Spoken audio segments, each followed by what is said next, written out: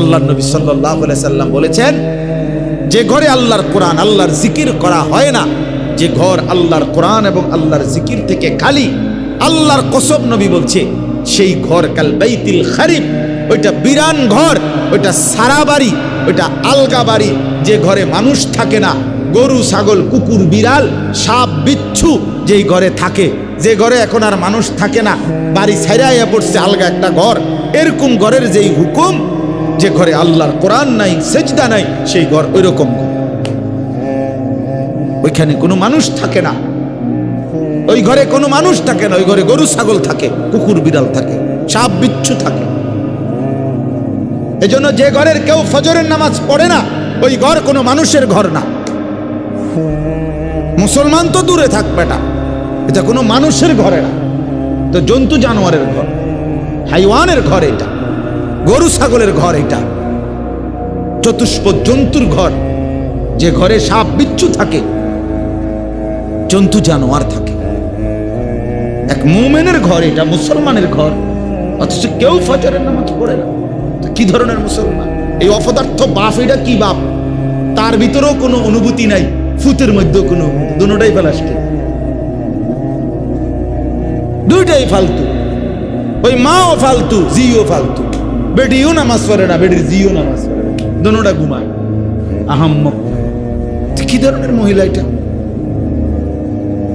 দাদা 60 বছর হয়ে গেছে, এবার চোখের সামনে জি ফুত নাতি রাত্রি ফজরের নামাজ পড়ে না, ওটা বইয়ে বইয়ে ফান খায়, ডেইলি ফান খায়, মনে 30 বার।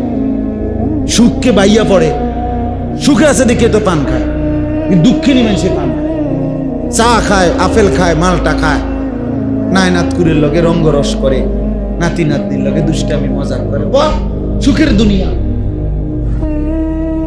খুশিতেই তো আছে, নাই তো কি? খুশিতেই তো আছে, খুশি, খাইয়া টাইয়া ভালো আছে, আল্লাহর রহমতে ফুতে বিদেশ থেকে টেয়া পাঠায়, বাইক বিল্ডিং এর কাম শেষ, হ্যাঁ আর কি তা অসুবিধা কি? মোটামুটি টার্গেট তো ফিলাম।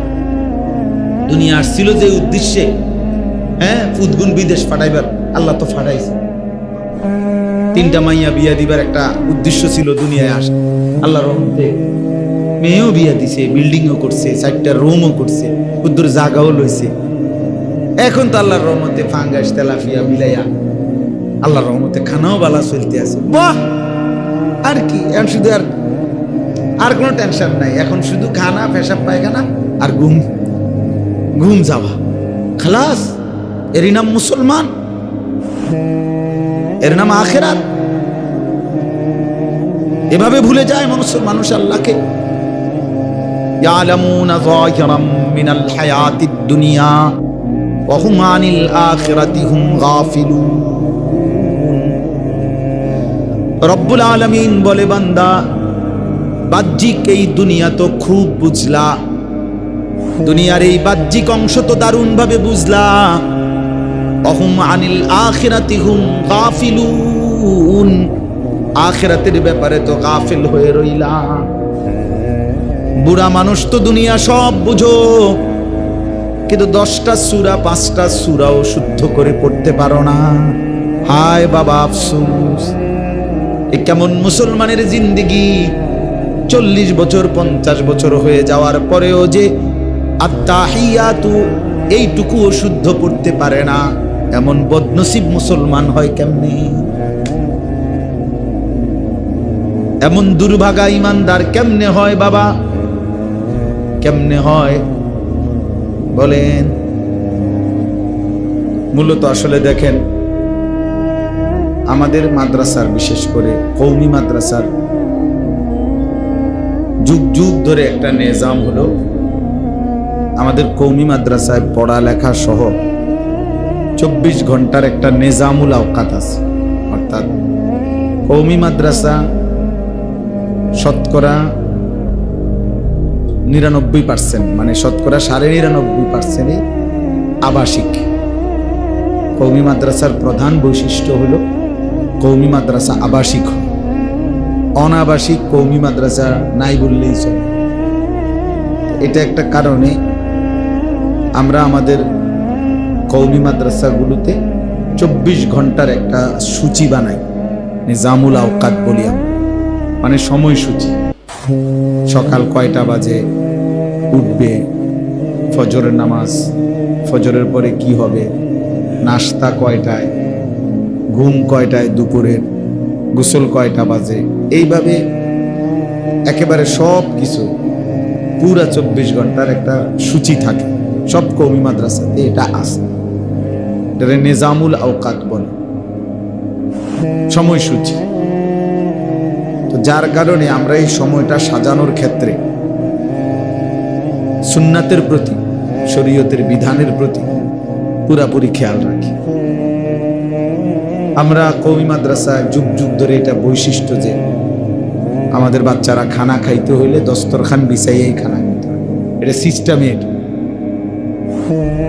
আমাদের বাচ্চারা উজু ইস্তেঞ্জার সময় মিসওয়াক করে, এটা একটা স্বাভাবিক আমল, মানে এটা উস্তাদরাও নজর রাখে।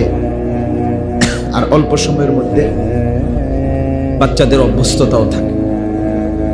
টয়লেট পেপার ব্যবহার করা পেশাব পায়খানার পরে, এটা আলহামদুলিল্লাহ কওমি মাদ্রাসার বলা যায় 100-100ই আমল করে। একান্তই 2-4-5 জন কোনখানে দুষ্ট গাফেল থাকতেই পারে, বাকি আকসার অধিকাংশরই স্বাভাবিক আমল এটা। বড়কে দেখলে সালাম দেওয়া, মা বাপকে সালাম দেওয়া, 5 ওয়াক্ত নামাজ। কওমি মাদ্রাসা এমন একটা জায়গা যেখানে 5 ওয়াক্ত নামাজ ইচ্ছাই হোক অনিচ্ছাই হোক জামাতের সাথে পড়া।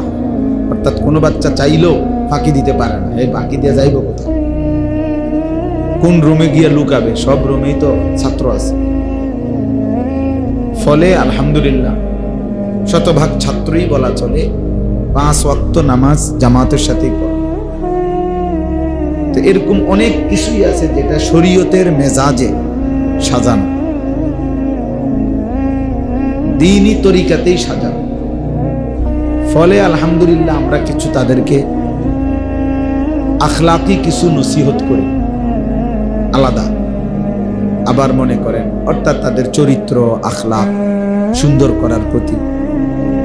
আর বিশেষভাবে বাড়ি ঘরে গিয়া ছুটির সময় বাড়িতে গিয়া কি করবে এগুলো আমরা বিশেষভাবে বলি। নয়তো আলহামদুলিল্লাহ আকসার নসিহত কর্মের মাধ্যমে, সিস্টেমের কারণেই যেটা আমরা নসিহত করে করতাম সেটা আমাদের কওমি মাদ্রাসার সিস্টেমটাই এমন যে এটা নসিহতের কাজ করে। এই কারণে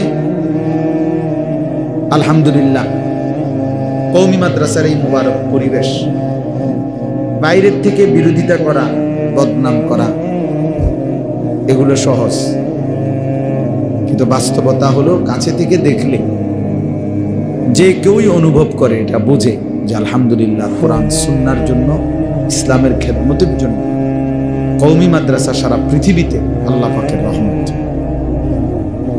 আল্লাহ তাআলার রহমত। আজকে 160 বছর, এই 2025 সাল শেষ হলে আমাদের কওমি মাদ্রাসার যে প্রথম দারুল উলুম দেওবন্দ, এই দেওবন্দ মাদ্রাসা প্রতিষ্ঠার 160 বছর পূর্ণ হবে আগামী বছর 2026 সালে। 1866 সনে দারুল উলুম দেওবন্দ মে মাসের 30 তারিখ প্রতিষ্ঠিত হয়েছে। 2026 সালে সেটা 160 বছর। এই 160 বছরের ভিতরে আলহামদুলিল্লাহ এখনো পর্যন্ত গোটা পৃথিবীতে সম্মিলিত এমন প্রতিষ্ঠান যে বিকল্প আরেকটা, ইলম, আমল, তাকওয়া, কোরআন সুন্নাহর গভীর বিশ্লেষণ,